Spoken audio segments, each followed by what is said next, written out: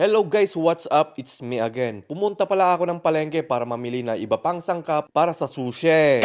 Are pala ang aking mga sangkap na nabili, kaya pagulungin na natin at ating bayaran. Nung nasa bahay na ako, gaya ng nakikita nyo, may mga binili pala akong tray. 5 tray kasi nga marami akong gagawing sushi. Ay, kaganda pa naman ng nabili kong tray Mamahalin are kasi hindi ito silver. Gold Pagkatapos gamitin pwede hong isanla.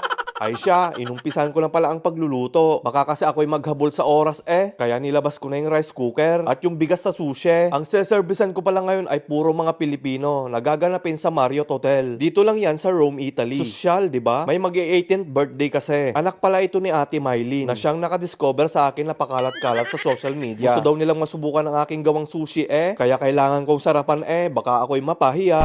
Sayang, ang galing. Yun nga ho, inugasan ko lang pala yung mga bigas. Garne lang ho ang pagluluto na ito. Hugasan lang ito 3 o 4 na beses. Pwede ho nating i-apply yung normal na pagsasaing natin ng bigas. Kung gusto nyo palang matuto kung paano ang paggawa ng sushi punta lang po kayo sa aking YouTube channel. Makikita nyo po ang link sa aking bio. May mga nai-upload na po akong video tutorial kung paano paggawa ng mga sushi. At dahil nga ho malit yung aking rice cooker, nakadalawang saing ako dito. Ayun nga, habang hinihintay kong maluto ito, hinugasan ko na ang mga pipino. At dahil nga nakalimutan ko ang aking kutsilyo sa trabaho, buti na lang may nakatago ako rito sa bahay. Para mapabilis ang trabaho, kailangan kasi ng matalim na kutsilyo. Ay siya, garne pala ang paghiwa ko ng cucumber Katsuramuki ang tawag nila din Japanese style. Julian cut, hindi ko sinama ang buto at balat. At pagkatapos, naghanda na ako ng suka para sa sushi. Ipapainit ko lang ho ito kasama ng asukal at asin para mabilis matunaw.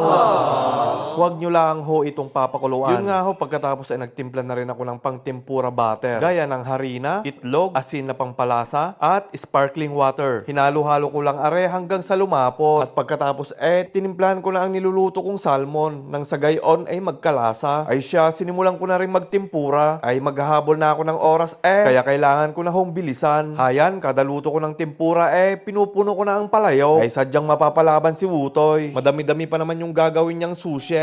Kaya hayan, sinimulan ng bakbakan. Di ko na kinuhanan ng video yung mga iba kong ginawa kasi ako talaga'y nagmadali. Lagpas kasi ng 500 pieces na sushi ang aking gagawin. Mahirap talaga pag walang practice bihira na kasi ako mag-roll sa aking trabaho. Puro na lang kasi sashimi nigiri ang aking ginagawa. Garni pa lang ang diskarte ko sa pagkat ng maki kapag maramihan.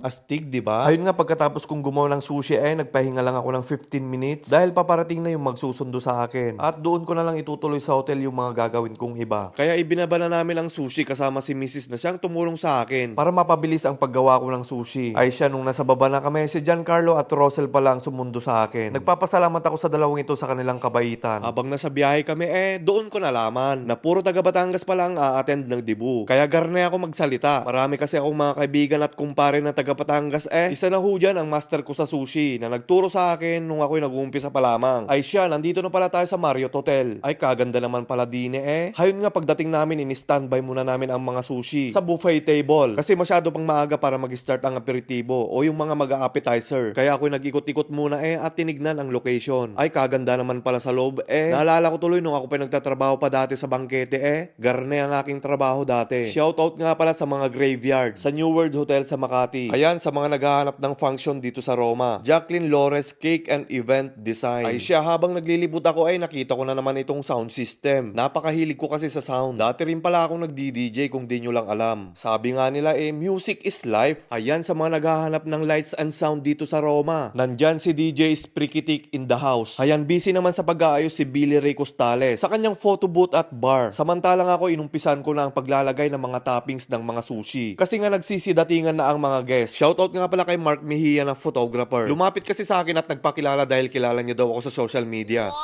Ayun nga, timing na timing ang paglalagay ko ng mga toppings sa sushi. Para ito'y fresh na fresh. Habang yung iba naman ay busy sa photo booth ni Billy Ray Costales. Ayan, kailangan ko talagang pag-igian ng aking trabaho Yan ang tunay na gawa sa puso. Gusto ko kasi na masatisfied sila Kaya nung lumapit yung organizer tinanong kung ready na ga. Sabi ko naman ayan na ho, ready na.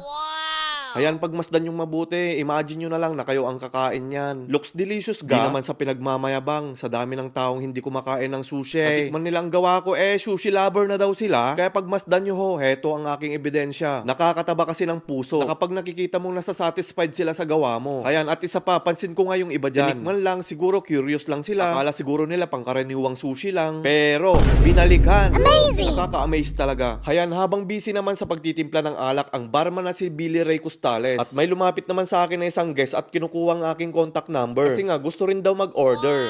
Diba? Ayun nga, may natira pang konti sa sushi. Oh no! Yan na yung time na magkakahiyaan. Parang na-late yata si ate Tinatanong kung merong paga.